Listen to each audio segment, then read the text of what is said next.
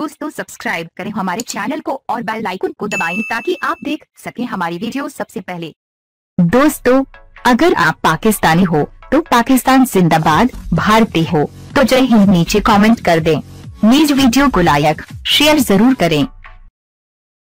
दोस्तों इस दुआ के साथ कि अल्लाह ताला हमारी टीम को अबू धाबी टेस्ट में फतह से हमकनार करे और अहले वतन को खुशियों से माला माल करे।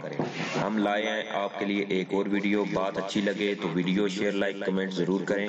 दोस्तों अबू धाबी टेस्ट में यासिर शाह और हसन अली ने न्यूजीलैंड की बैटिंग लाइनअप के परखचे उड़ा दिए हैं। मैच के तीसरे रोज पाकिस्तानी बॉलर ने एक बार फिर उम्दा परफॉर्मेंस का मुजाहरा करते हुए कीवी बल्लेबाजों को सिर्फ 249 रन पर आउट कर दिया और पाकिस्तान को जीत के लिए 176 रन का हदफ मिला। पाकिस्तानी बल्लेबाजों ने तीसरे रोज के इख्तिताम पर बगैर कोई विकेट खोए 37 रन बनाए, जिसके बाद अब पाकिस्तान को जीत के लिए 139 रन दरकार है।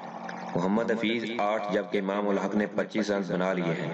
हसन अली अपने ऊपर होने वाली तनकीद का जवाब देते हुए इनिंग में पहली बार 5 विकेटें लेने का एजाज हासिल किया, तो दूसरी जानिब यासिर शाह ने भी उनका साथ देते हुए 5 बल्लेबाजों को पवेलियन की राह दिखाई।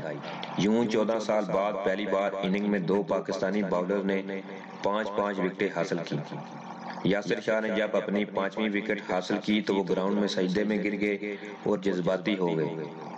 साथी खिलाड़ियों ने यासिर शाह को 5 विकेटें लेने पर मुबारकबाद दी।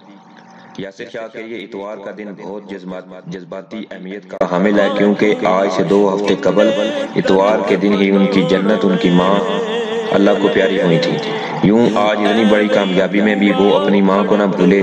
दूसरी जानब यासिर शाह की परफॉर्मेंस के बारे में मारूफ कमेंटेटर और साबिक क्रिकेटर रमीज राजा का कहना है कि वालदा की वफात के बाद यासिर शाह ने जिस अंदाज से बॉलिंग का मुजाहरा किया वो बहुत बड़ी बात है और यासिर शाह की हिम्मत को दाद देनी चाहिए कि उन्होंने ऐसे वक्त में जब उनकी मां को फौत हुए अभी 2 हफ्ते ही गुजरे हैं कमाल की कारकर्दगी दिखाई है। तो दोस्तों अल्लाह से दुआ है कि यासिर शाह की वालदा को अल्लाह ताला जन्नत में आला मुकाम अता फरमाए और यासिर शाह को तरक्की की नई बुलंदियों तक पहुंचाए।